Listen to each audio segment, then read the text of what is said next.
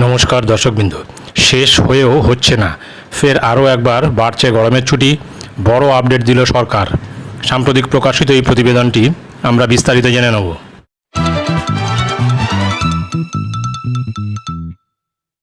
ফের আরও একবার গরমের তীব্র দাপট দেখা দিল কলকাতা সহ দক্ষিণবঙ্গের সমগ্র জেলায়।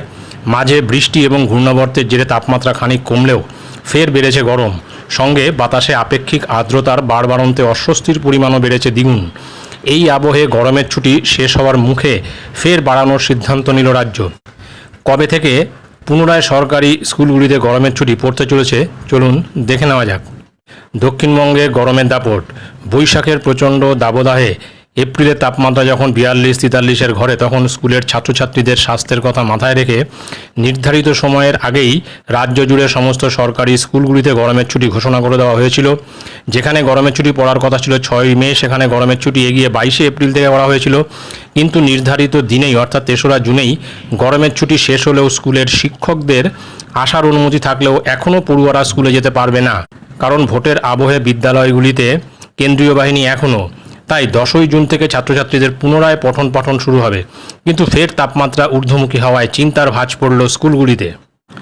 ফের বাড়তে চলেছে গরমের ছুটি। ইতিমধ্যে রাজধানী শহরে দিল্লিতে তাপমাত্রা ছাড়িয়ে গিয়েছে 50 ডিগ্রি। লেলিহান গরমে যেন ফুটছে গোটা উত্তর ভারতের বাকি রাজ্যগুলো। তাই এই অবস্থায় ফের স্কুল বন্ধ রাখার সিদ্ধান্ত নিয়েছে একাধিক রাজ্য।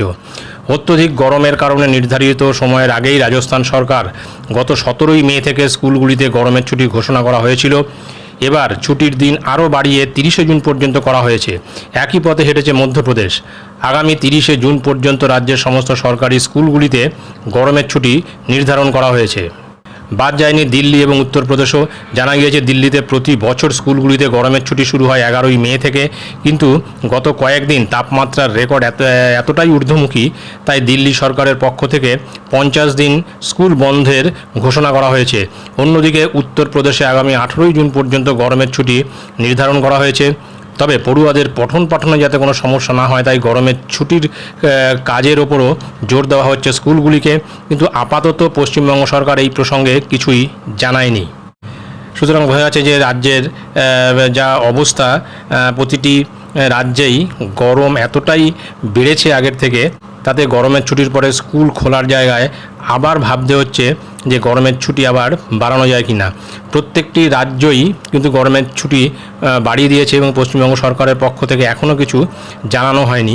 এই গরমের মধ্যে কিন্তু ছাত্রছাত্রীদের হয়তো স্কুলমুখী করবে, তাতে কিন্তু সমস্যা বাড়বে বই কমবে না। তো দেখা যাক পরবর্তী ক্ষেত্রে কি হয়। ভিডিওটি ভালো লাগলে অবশ্যই সাবস্ক্রাইব করবেন চ্যানেলটি পরবর্তী আপডেট ভিডিও পাওয়ার জন্য। ধন্যবাদ।